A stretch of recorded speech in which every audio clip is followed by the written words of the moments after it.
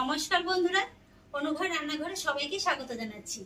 বন্ধুরা, আমরা তো সবসময় ছানা রসগোল্লা খেয়েই থাকি, কিন্তু আজকে আমি মাত্র 10 টাকা দামের এক প্যাকেট সুজি দিয়ে 1 কেজিরও বেশি নরম তুলতুলে স্পঞ্জি রসগোল্লা তৈরি করে দেখাবো। এই রসগোল্লা বানানো কিন্তু খুবই সহজ, একবার যেই দেখবে সেই কিন্তু খুব সহজেই বানিয়ে ফেলতে পারবে, আর খেতেও হয় কিন্তু দারুণ সুস্বাদু। আসুন তাহলে দেখে নিন বন্ধুরা আমার আজকের রেসিপিটি।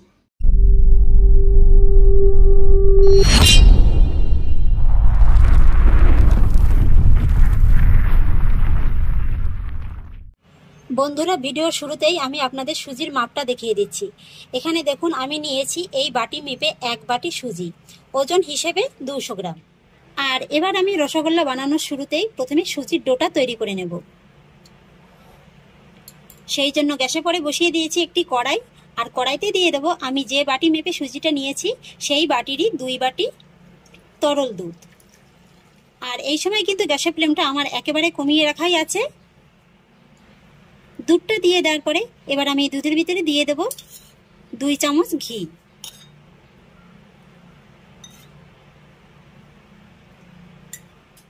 সেই সঙ্গে দিয়ে দেব 4 চা চামচ চিনি। তবে চিনিটা আপনারা আপনাদের স্বাদ অনুযায়ী এখানে দিতে পারেন।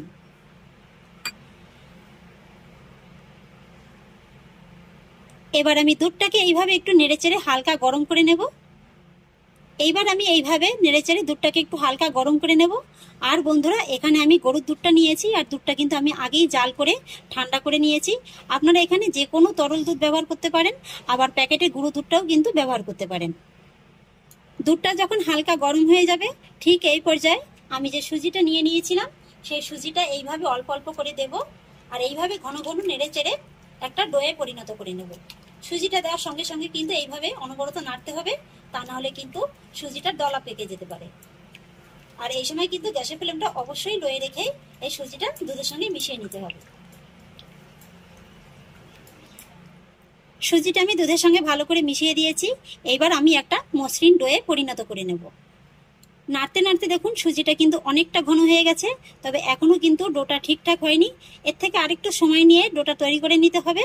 তবে খেয়াল রাখবেন এই ডোটি যেন খুব বেশি শক্ত না হয়ে যায়। ডোটি যদি এখানে খুব বেশি শক্ত হয়ে যায় তাহলে মিষ্টিটাও কিন্তু শক্ত হয়ে যাবে। ডোটি যখন ঠিক এরকম একটা আকার ধারণ করবে তখনই আমি এর ভিতরে দিয়ে দেবো আবারও 1/2 চা চামচ ঘি। আমি প্রথমে 1.5 চা চামচ ঘি দিয়েছিলাম, পরে 1/2 চা চামচ দিয়ে দিলাম। এই ঘিটা দেওয়ার ফলে কিন্তু ডোটি খুব সহজেই প্যানের গা থেকে ছেড়ে যাবে। এই যে বন্ধুরা, আমার ডোটি তৈরি করা হয়ে গেছে। এর থেকে কিন্তু আর খুব বেশি শক্ত করা যাবে না। এই যে দেখুন, খুব সহজেই কিন্তু প্যানের গাটা ছেড়ে দিয়েছে। ঠিক এই পর্যায়ে কিন্তু ডোটিকে খুব তাড়াতাড়ি অন্য একটি জায়গায় নামিয়ে নিতে হবে। ডোটি আমি অন্য একটি পাত্রে নামিয়ে নিয়েছি, আর এবার আমি এই ডোটিকে হালকা একটু ঠান্ডা করে নেব। তবে বন্ধুরা, খুব বেশি ঠান্ডা করলে কিন্তু হবে না, অল্প একটু হালকা ঠান্ডা করে নিলেই কিন্তু এটা হয়ে যাবে। আর এদিকে ডোটি হালকা ঠান্ডা হতে হতে আমি সেই ফাঁকে রসগোল্লা বানানোর জন্য চিনির শিরাটা তৈরি করে নেব। আমি যে বাটিটা মেপে সুজি নিয়েছিলাম সেই বাটিরই নিয়ে নিচ্ছি উঁচু উঁচু 1 বাটি চিনি, আর সেই সঙ্গে দিয়ে দেব একই বাটি মেপে 2 বাটির একটু বেশি জল। আমি প্রথমে 2 বাটি দিয়ে দিয়েছি, আর পরে দেখুন এতটুকু জল আমি দিয়ে দিচ্ছি। মোটামুটি যতটা চিনি নেবেন ঠিক তার ডবল জল কিন্তু এখানে নিতে হবে। আর এখানে কিন্তু বন্ধুরা চিনির শিরাটা একটু পাতলাই হবে। আর সেই সঙ্গে সুন্দর একটা ফ্লেভারের জন্য আমি দিয়ে দেব 3টি এলাচ। এবার মিডিয়াম ফ্লেমে এই চিনিটাকে জলের সঙ্গে আমি খুব ভালোভাবে গলিয়ে নেব। চিনিটা ভালোভাবে গলে গিয়েছে, আর জলে দেখুন বন্ধুরা জাস্ট একটা বলক তুলে নিয়েছি। এর থেকে কিন্তু আর চিনিটাকে খুব বেশি জাল করা যাবে না। আমি আগেও বলেছি এই চিনি শিরাটা কিন্তু পাতলাই হবে। এটা কোনো 1 তার বিশিষ্ট শিরা বা 2 তার বিশিষ্ট শিরা হবে না। এইভাবে পাতলা রেখেই রসগোল্লাটা তৈরি করতে হবে, তা নাহলে কিন্তু রসগোল্লাটা ভালো হবে না। আর ঠিক এই পর্যায়ে গ্যাসের ফ্লেমটাকে অফ করে দিতে হবে, আর এইভাবে ঢাকা চাপা দিয়ে চিনি শিরাটাকে রেখে দিতে হবে। আর এদিকে সুজির ডোটাও হালকা ঠান্ডা হয়ে গেছে। ঠিক এই সময় আমি হাতে সামান্য একটু ঘি মাখিয়ে এই ডোটিকে খুব ভালো করে মেখে নেব। আর বন্ধুরা, সুজির ডোটা মাখার ক্ষেত্রে আমি আপনাদের একটা ছোট টিপস বলে দিচ্ছি। যেহেতু ডোটি খুবই নরম করে তৈরি করা হয়েছে, তাই মাখার সময় কিন্তু হাতে বারবার লেগে যাবে। তাই এইভাবেই হাতে কিন্তু বারবার অল্প অল্প ঘি নিয়ে এই ডোটিকে মেখে নিতে হবে। যখনই দেখবেন যে এই ডোটি আর হাতে লেগে যাচ্ছে না, তখনই বুঝবেন যে ডোটি আপনার ঠিকঠাকভাবে মাখা হয়ে গেছে। এই যে দেখুন বন্ধুরা, সুজির ডোটি আমি খুব ভালো করে মেখে নিয়েছি, আর আমার হাতটাও দেখুন খুব ভালোভাবেই কিন্তু পরিষ্কার হয়ে গেছে। এবার আমি এই ডো থেকে এইভাবে অল্প অল্প করে নেব, আর একটা গোল শেপ দিয়ে রসগোল্লার শেপটা দিয়ে নেব। প্রথমে হাতে এইভাবে একটু মুঠো করে চেপে দুই হাতের সাহায্যে গোল শেপটা দিয়ে নেব। এটা কিন্তু তৈরি করা খুবই সহজ। শুধু একটা জিনিস মাথায় রাখবেন, শেপটা দেওয়ার পরে যেন মিষ্টির গায়ে কোনো রকমের কোনো ক্র্যাক না থাকে, তাহলে মিষ্টিগুলো শিরায় দেওয়ার সঙ্গে সঙ্গে কিন্তু ফেটে যেতে পারে।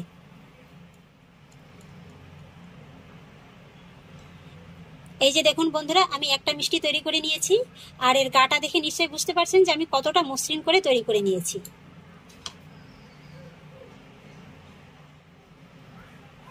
একই রকম ভাবে আমি আপনাদের আরো একটি তৈরি করে দেখাচ্ছি।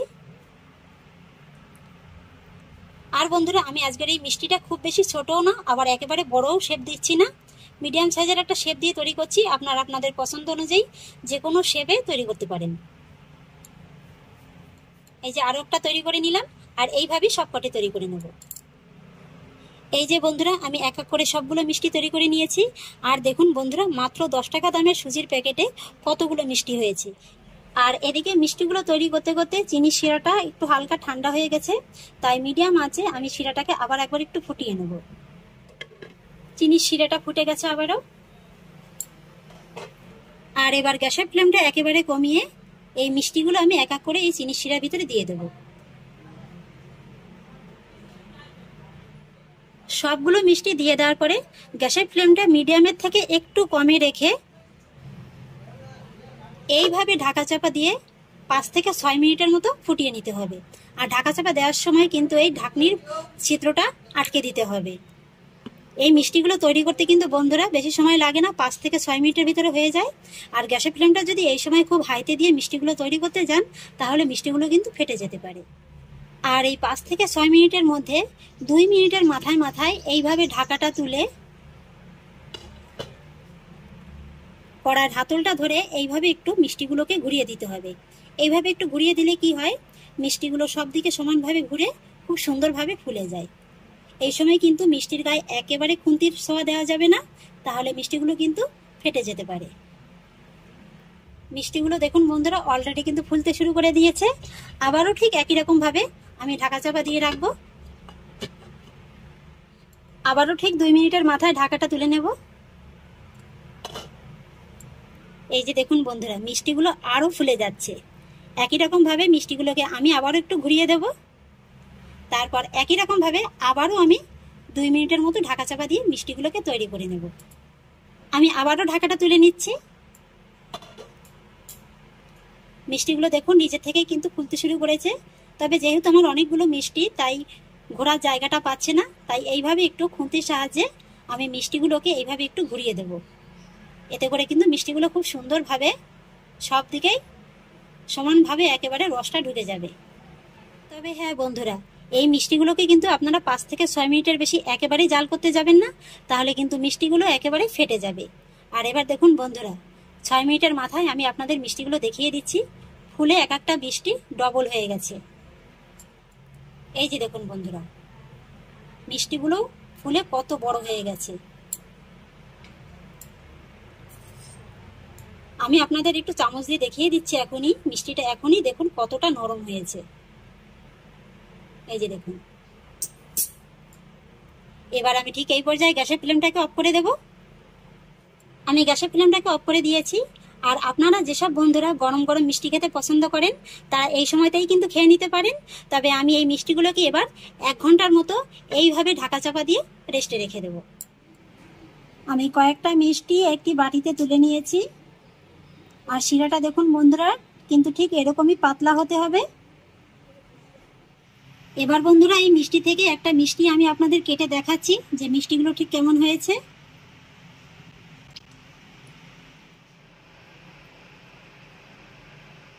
মিষ্টিটা কাটা দেখে নিশ্চয়ই বুঝতে পারছেন যে মিষ্টিটা কতটা সফট হয়েছে। আর এই যে দেখুন বন্ধুরা, মিষ্টিটার ভিতরে কত সুন্দর একেবারে রসটা ঢুকে গেছে। এই যে দেখুন, আর ভিতরটাও দেখুন কত সুন্দর জালিদার হয়েছে। এই যে দেখুন, নিশ্চয়ই দেখে বুঝতে পারছেন যে আজকের আমার এই মিষ্টিগুলো কত সুন্দর হয়েছে। তো আশা করছি বন্ধুরা এই সুজি দিয়ে রসগোল্লা রেসিপিটি আপনাদেরও খুব ভালো লেগেছে। যদি ভালো লেগে থাকে তাহলে আমাকে অবশ্যই একটা লাইক এবং কমেন্ট করবেন, সেই সঙ্গে বন্ধুদের সঙ্গে শেয়ার করবেন। আর প্লিজ বন্ধুরা, যদি আমার পরিবারের নতুন সদস্য হয়ে থাকেন তাহলে একটা সাবস্ক্রাইব করে পাশে থাকা বেল আইকনটি প্রেস করে দেবেন। ফিরে আসছি পরের অন্য কোনো নতুন রেসিপি নিয়ে। সবাই ভালো থাকুন, সুস্থ থাকুন, ধন্যবাদ।